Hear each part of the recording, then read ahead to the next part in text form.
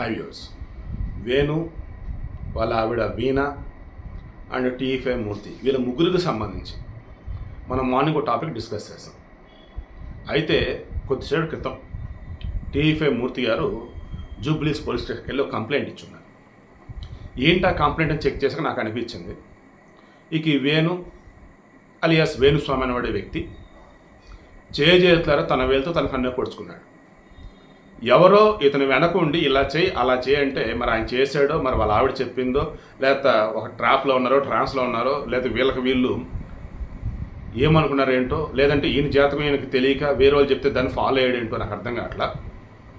వాళ్ళు నిన్న పెట్టిన ఒక వీడియో, వైరల్ చేసిన ఒక ఆడియో, దీని మీద సాక్షి ఛానల్ నడిపినటువంటి విధానం, వాళ్ళు చేసిన హడావుడి, అబ్బా ఇవన్నీ కలగలిపి ఆయన టీఎఫ్ఐ మూర్తి ఏకంగా వెళ్ళి పోలీస్ స్టేషన్లో, అయ్యా నిన్న నా మీద వాళ్ళు ఇదిగో ఈ రకంగా అలిగేషన్స్ చేస్తున్నారు, 5 కోట్లు నేను వాళ్ళని డిమాండ్ చేశాను, బ్లాక్మెయిల్ చేశానంట.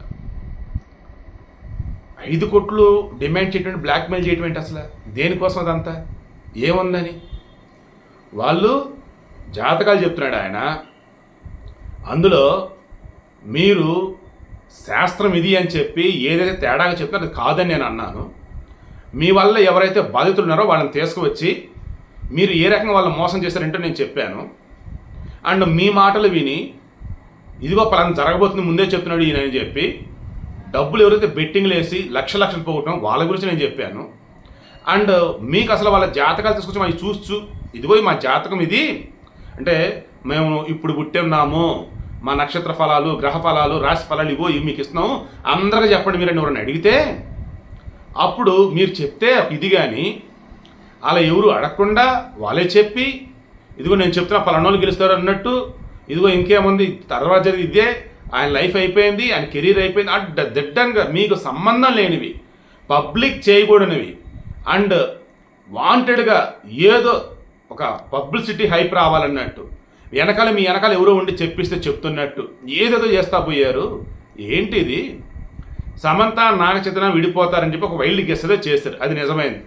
ఇక అప్పటి నుంచి పట్టుకొని మీకంటూ కొన్ని యూట్యూబ్ ఛానల్స్, మీకంటూ కొంతమంది పెయిడ్ ఆర్టిస్టులు జర్నలిస్టులో ఉంటూ, ఇక ఆ తర్వాత కొంతమంది రాజకీయ నాయకులు మీ వెనకాల ఉంటూ ఉంటే వాళ్ళతో కలిసేసి టీడీపీ మీద అడ్డదిడ్డంగానా, చంద్రబాబు గురించి అడ్డదిడ్డంగానా, లోకేష్ గురించి అడ్డదిడ్డంగానా, వాళ్ళ రాశి బాగాలేదు, వాళ్ళ గ్రహాలు బాగాలేదు, వాళ్ళ జాతకం బాగాలేదు, ఇవన్నీ ఒక ఎత్తు అయితే నిన్నటికి నిన్న నాగ చైతన్య శోభితకు సంబంధించేసి వాళ్ళ గ్రహాలకు సంబంధించి వాళ్ళ పుట్టిన తేదీలకు సంబంధించి మీ దగ్గర ఉన్నాయా?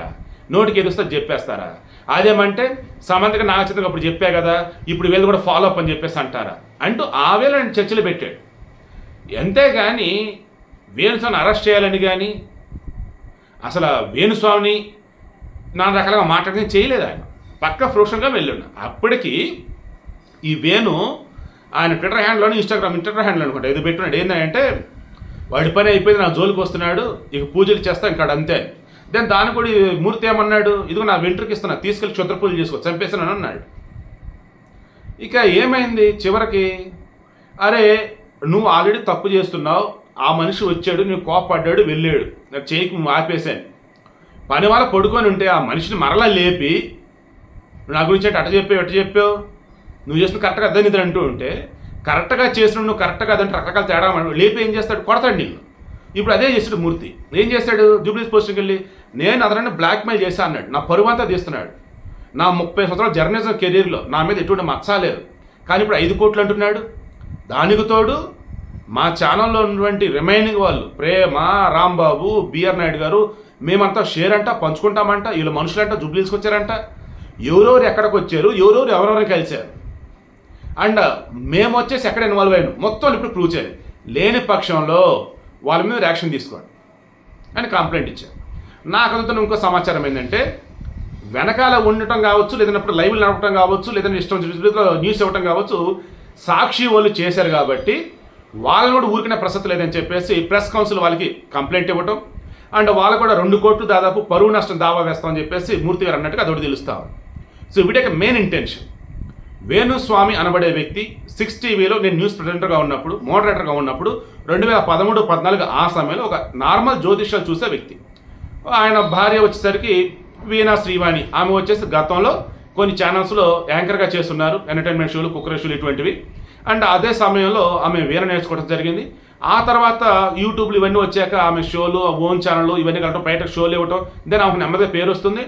ఈలోపు ఈ వేణు అనే అతనికి వచ్చేసి మేము వేణుస్వామి అంటూ బాగా హైలైట్ చేయడం 6 టీవీలో. అప్పుడు ఉన్నటువంటి ఇన్పుట్లు కావచ్చు, ప్రోగ్రామింగ్ హెడ్లు కావచ్చు, పి సర్వాలు కావచ్చు, వీళ్ళు రకరకాలుగా.